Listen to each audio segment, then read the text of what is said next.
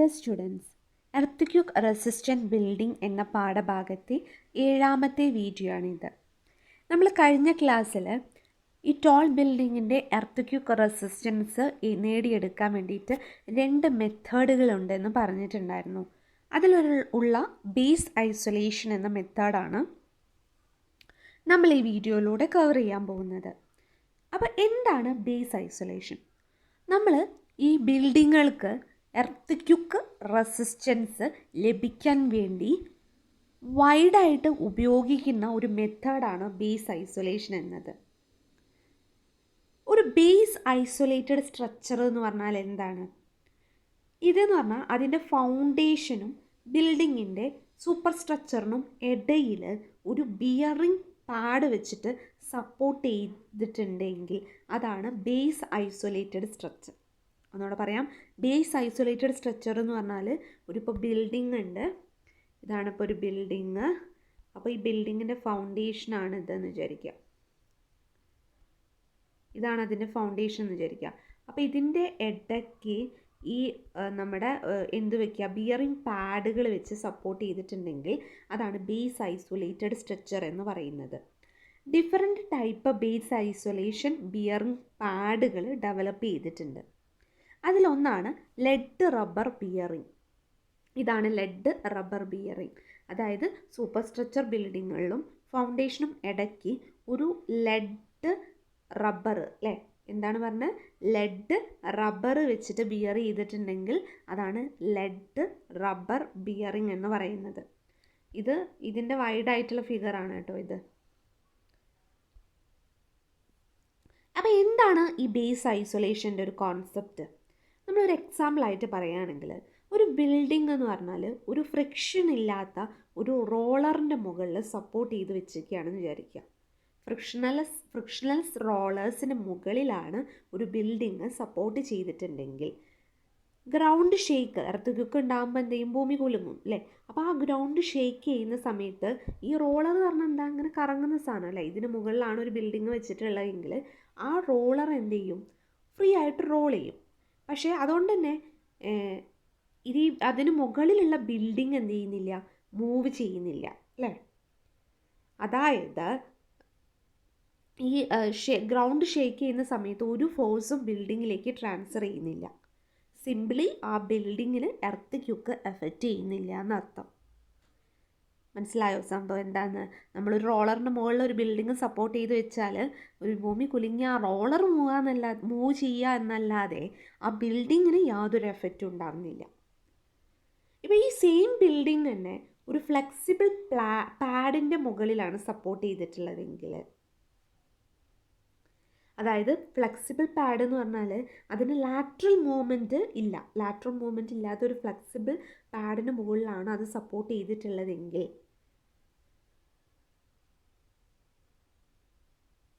എന്താണ് സംഭവിക്കുക? ഒരു ഫ്ലെക്സിബിൾ പാഡാണ് വെച്ചിട്ടുള്ളതെങ്കിൽ നമുക്ക് എന്താ സംഭവിക്കുന്നത് നോക്കാം. അപ്പം ഈ ഫ്ലെക്സിബിൾ പാഡ് എന്ന് പറഞ്ഞാൽ നമ്മളിപ്പോൾ ഗ്രൗണ്ട് ഷേക്ക് ചെയ്തു എന്ന് വിചാരിക്കാം. അപ്പോൾ ഓക്കെ, അപ്പം ഈ ഫ്ലെക്സിബിൾ പാഡിൻ്റെ മുകളിൽ നമ്മൾ ബിൽഡിംഗ് ഉണ്ടാക്കി കഴിഞ്ഞാൽ ഒരു പ്രത്യേകത പറഞ്ഞാൽ നമ്മൾ സാധാരണ ഗ്രൗണ്ടിൽ ബിൽഡിംഗ് ഉണ്ടാക്കുന്നതിനേക്കാളും കുറച്ചുകൂടെ എഫക്റ്റീവാണ് ഒരു ഫ്ലെക്സിബിൾ പാഡിൻ്റെ മുകളിൽ ബിൽഡിങ് നിർമ്മിക്കുന്നത്. കാരണം ഈ എർത്ത് ഉണ്ടാകുമ്പോൾ കുറച്ച് ഫോഴ്സ് മാത്രമേ ഇതിലേക്ക് ട്രാൻസ്ഫർ ചെയ്യുള്ളൂ. ഓക്കെ, പക്ഷേ ഈ ഡയറക്റ്റായിട്ട് ബിൽഡിംഗ് ഇങ്ങനെ നിർമ്മിച്ചു കഴിഞ്ഞാൽ കൂടുതൽ ഫോഴ്സ്, എർത്ത് ഉണ്ടാകുമ്പോൾ കൂടുതൽ ഫോഴ്സ് ഈ ബിൽഡിങ്ങിലേക്ക് ട്രാൻസ്ഫർ ചെയ്യും. അപ്പോൾ ഒരു ഫ്ലെക്സിബിൾ പാഡ് വെച്ചിട്ട് നമ്മുടെ ഫൗണ്ടേഷനെയും ബിൽഡിങ്ങിനെയും ഐസൊലേറ്റ് ചെയ്ത് നിർത്തുന്നത് വളരെ നല്ലതാണെന്നാണ് ബേസ് ഐസൊലേഷൻ മെത്തേഡ് എന്ന് പറയുന്നത്. അപ്പോൾ ഈ ഫ്ലെക്സിബിൾ പാഡിനെയാണ് ബേസ് ഐസൊലേറ്റർ എന്ന് പറയാം. ഇവിടെ എന്ത് ചെയ്യുക, സ്ട്രക്ചർ എന്ത് ചെയ്യുക, ഒരു ബേസ് ഐസൊലേറ്റർ വെച്ചിട്ട് പ്രൊട്ടക്റ്റ് ചെയ്യുകയാണ് ചെയ്യുന്നത്. ഓക്കെ, നോക്കൂ, ഈ ഫിഗർ നോക്കൂ, ഇതൊക്കെ ബേസ് ഐസൊലേറ്റേഴ്സ് ആണ്. ഓക്കെ, ബേസ് ഐസൊലേറ്റർ വെച്ചിട്ട് സപ്പോർട്ട് ചെയ്യുന്നതാണ് നിങ്ങൾ ഈ ഫിഗറിൽ കാണുന്നത്. ഇനി ഒരു ഐസൊലേറ്റഡ് ബിൽഡിങ്ങിൻ്റെ റെസ്പോൺസ് എങ്ങനെയാണെന്ന് നമുക്ക് നോക്കാം. നമ്മൾ നേരത്തെ സ്ലൈഡിൽ പറഞ്ഞിരുന്നു എന്താണ് ബേസ് ഐസൊലേറ്റഡ് ബിൽഡിംഗ് എന്നത്. ഒരു ബിൽഡിങ്ങിൻ്റെ ബേസും സൂപ്പർ സ്ട്രക്ചറിനും ഇടയിൽ നമ്മൾ ഐസൊലേറ്റർ വെച്ച് സപ്പോർട്ട് ചെയ്യുകയാണെങ്കിലാണ്, അതാണ് ഐസൊലേറ്റഡ് ബിയറിംഗ് വെച്ചിട്ട് സപ്പോർട്ട് ചെയ്യുകയാണെങ്കിലാണ് ഐസൊലേറ്റഡ് ബിൽഡിംഗ് എന്ന് പറയാം. ഇവിടെ എന്താണ്, ഫിക്സഡ് ബേസ് ആണ് അല്ലേ. ഇപ്പോൾ ഇനി ഗ്രൗണ്ട് മൂവ് ചെയ്യുകയാണെങ്കിൽ, അതായത് എർത്ത് ഉണ്ടാകുമ്പോൾ ഈ ബിൽഡിംഗ് കണ്ടോ, ഇതിങ്ങനെ തന്നെയാണ് ഉണ്ടാവുക. പക്ഷേ ഗ്രൗണ്ടിൽ നിർമ്മിച്ച ബീം എന്ത് ചെയ്യും, ഇങ്ങനെ ചെരിഞ്ഞു പോകും. അതാണ് ഐസൊലേറ്റഡ് ബിൽഡിങ്ങിൻ്റെ എർത്ത് ഉണ്ടാവുന്ന റെസ്പോൺസ്. ഇനി കുറച്ച് എനർജി ഡിസിപ്പേഷൻ ഡിവൈസ് നമുക്ക് മനസ്സിലാക്കണം. എന്തൊക്കെയാണ് എനർജി ഡിസിപ്പേഷൻ ഡിവൈസുകൾ?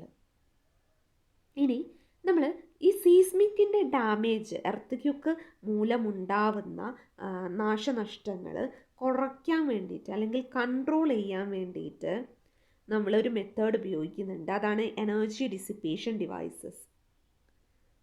അതായത് ഇവിടെ സീസ്മിക് ഡാമ്പേഴ്സ് ആണ് പ്ലേസ് ചെയ്യുന്നത്. Seismic dampers in place of structural element such as diagonal ബ്രേസുകളാണ് ഇവിടെ ഉപയോഗിക്കുന്നത്. അപ്പോൾ എന്തൊക്കെയാണ്? ഒന്നുമില്ല, നമ്മൾ ഇങ്ങനെയാണ് പറഞ്ഞത്. എന്താണ്, നമ്മൾ നേരത്തെ കുറേ മെത്തേഡുകൾ ഈ സീസ്മിക് റെസിസ്റ്റൻസിന് വേണ്ടി ഉപയോഗിച്ചിരുന്നു. അതിൽ ഇനി നമുക്ക് ഉപയോഗിക്കാനുള്ള മെത്തേഡാണ് ഡാമ്പർ ഉപയോഗിക്കുക. അതിൽ വിസ്കസ് ഡാമ്പറാണ് നമുക്ക് പറയാനുള്ളത്. ഇവിടെ എന്ന് പറഞ്ഞാൽ energy is absorbed by silicon based fluid passing between piston cylinder arrangement. പിസ്റ്റണിൻ്റെയും സിലിണ്ടറിനും അറേഞ്ച്മെൻറ്റിന് ഇടയ്ക്ക് ഒരു സിലിക്കൺ ഫ്ലൂയിഡ് ഉണ്ടാവും. ആ ഫ്ലൂയിഡാണ് ഇവിടെ എനർജി അബ്സോർബ് ചെയ്യുന്നത്. നോക്കൂ, ഇതാണ് നമ്മുടെ ഫിഗർ. വിസ്കസ് ഡാമ്പർ എന്ന് പറഞ്ഞാൽ ഇതാണ്. ഈ വിസ്കസ് ഡാമ്പറിൽ ഇവിടെ ഒരു വിസ്കസ് ഫ്ലൂയിഡ് ഉണ്ട്, ഇവിടെ പിസ്റ്റൺ ഉണ്ട്. ഇതിങ്ങനെ ഓരോ ഡയഗണൽ ബ്രേസ് ആയിട്ട് കൊടുത്ത് കണ്ടോ, ഓരോ ബിൽഡിങ്ങുകളിൽ ഇങ്ങനെ ഡാമ്പേഴ്സ് കൊടുത്തു കഴിഞ്ഞാൽ, വിസ്കസ് ഡാമ്പേഴ്സ് കൊടുത്തു കഴിഞ്ഞാൽ എന്താ സംഭവിക്കുക, ലോഡ് വന്നു, എർത്ത് മൂലമുണ്ടാകുന്ന ലോഡ് വന്നു. അപ്പോൾ ഈ വിസ്കസ് ഡാമ്പേഴ്സിൻ്റെ ഉള്ളിൽ വിസ്കസ് ഫ്ലൂയിഡ് ഉണ്ടാവും. അവരെന്ത് ചെയ്യും, അതുകൊണ്ട് അബ്സോർബ് ചെയ്തോളും. അപ്പോൾ ഈ ബിൽഡിങ്ങുകളിലേക്കുള്ള ലോഡ് കുറഞ്ഞു കിട്ടും. ഇനി ഫ്രിക്ഷൻ ഡാമ്പേഴ്സ്. അപ്പോൾ ഫ്രിക്ഷൻ ഡാമ്പേഴ്സ് എന്ന് പറഞ്ഞാൽ ഇവിടെ ഫ്രിക്ഷൻ ആക്ഷൻ വഴിയാണ് എനർജി അവോയ്ഡ് ചെയ്യുന്നത്. നോക്കൂ, ഇങ്ങനെയുള്ളൊരു സ്ട്രക്ചറാണ് ഇത്. ഇവിടെ തന്നെ ബോൾഡുകൾ, സ്റ്റീൽ പ്ലേറ്റുകൾ ബോൾഡ് വെച്ചിട്ട് ഫിക്സ് ചെയ്തിട്ടുണ്ട്. അപ്പോൾ ലോഡ് വരുമ്പോൾ എന്ത് ചെയ്യും, ഫ്രിക്ഷൻ ആക്ഷൻ വഴി ഈ ഡാമ്പേഴ്സ് അത് ഒഴിവാക്കിക്കോളും. ഇനി നമുക്ക് ഈൽഡിങ് ഡാമ്പേഴ്സ് ആണ് പറയാനുള്ളത്. ഈൽഡിങ് ഡാമ്പേഴ്സ് എന്ന് പറഞ്ഞാൽ എന്താണ്,